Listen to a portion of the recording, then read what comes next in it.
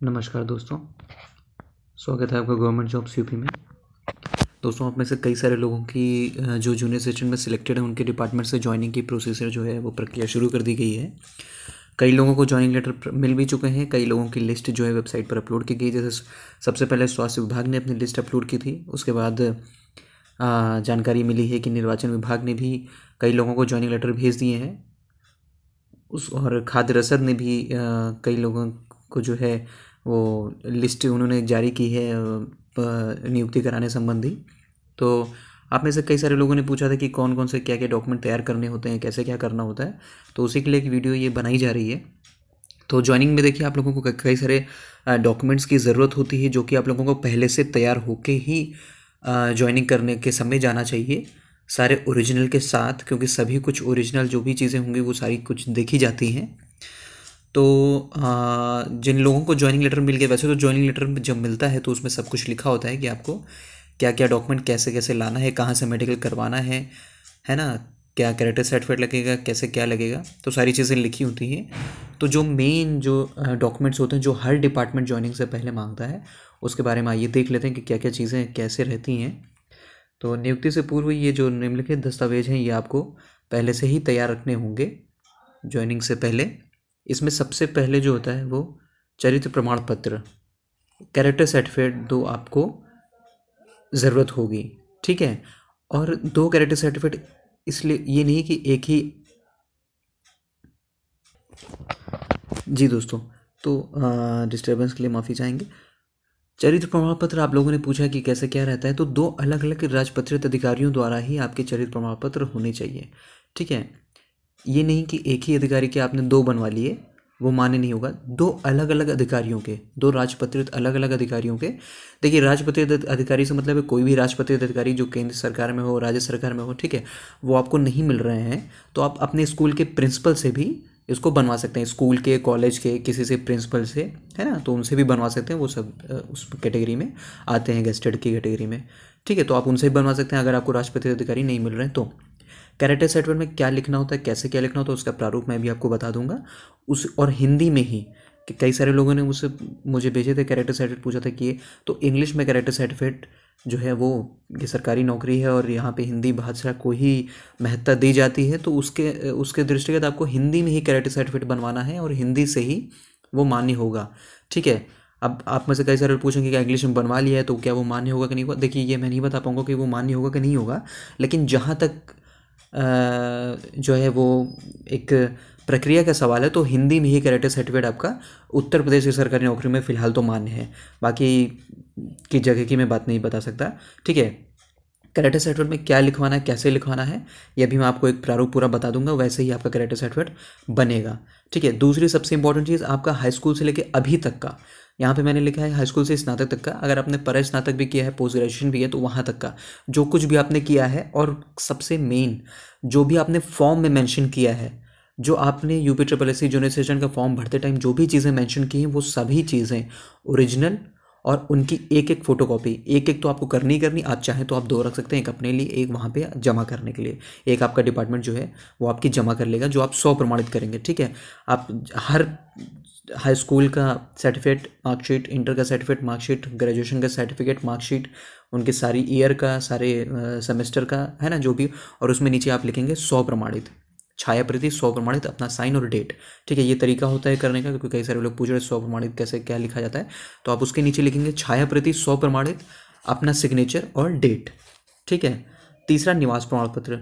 निवास प्रमाण पत्र किसी कुछ डिपार्टमेंट्स मांगते हैं, कुछ डिपार्टमेंट्स नहीं भी मांगते हैं, तो जो डिपार्टमेंट्स मांगते हैं वहाँ पे आप बनवा सकते हैं। निवास प्रमाण पत्र आपका 6 महीने से पुराना नहीं होना चाहिए, ठीक है।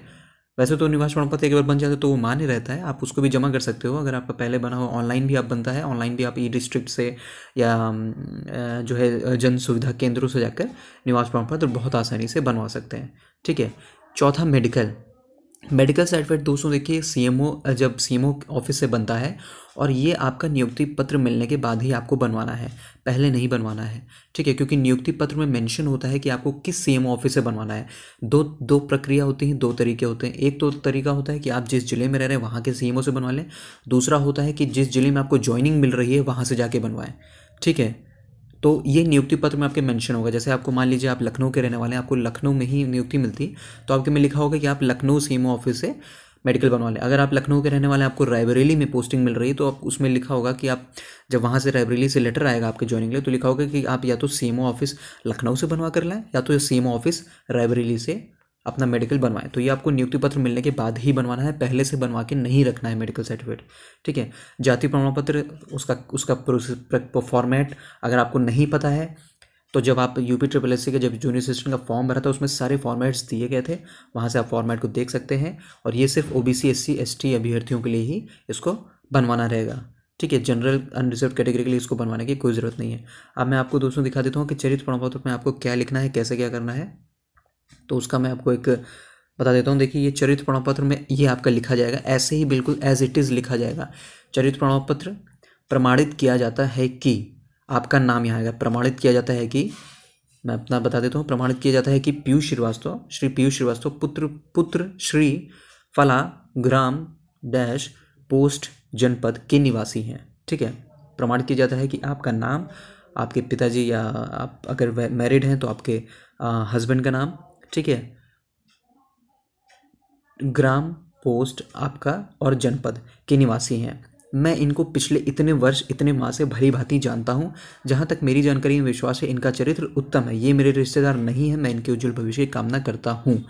ये चरित्र प्रमाण पत्र आपको एज इट इज़ ऐसे ही बनवाना है। नीचे दिनांक डलेगा और जारी करने वाले अधिकारी का पदनाम व मुहर, उसके जो मुहर होती है अधिकारी की, जो भी चाहे वो प्रिंसिपल हो, जो उसमें उसका पदनाम भी लिखा होता है और कहाँ वो कार्यरत है, कहाँ वो कार्य कर रहा है, ये भी लिखा होगा और उसका हस्ताक्षर होगा, ठीक है, और पद दिनांक। ये आपको चरित्र प्रमाण पत्र ऐसे ही एज इट इज़ बनवाना है दोस्तों, ठीक है। और 2 चरित्र प्रमाण पत्र, ये सेम एज इट इज़ चरित्र प्रमाण पत्र आपका बनेगा, 2 अलग अलग अधिकारियों द्वारा सिग्नेचर होगा, 2 अलग अलग, ठीक है। इसको आप सेव कर लीजिए, इसको आप देख लीजिए, ठीक है। मैं इसको पोस्ट कर दूंगा, जो लोग को नहीं मिलेगा वो मेरे टेलीग्राम नंबर से जुड़ के इसको ले सकते हैं। इसको आप ऐसे ही एज इट इज़ टाइप करके इसको बनवा लीजिए, 2 कैरेक्टर सर्टिफिकेट।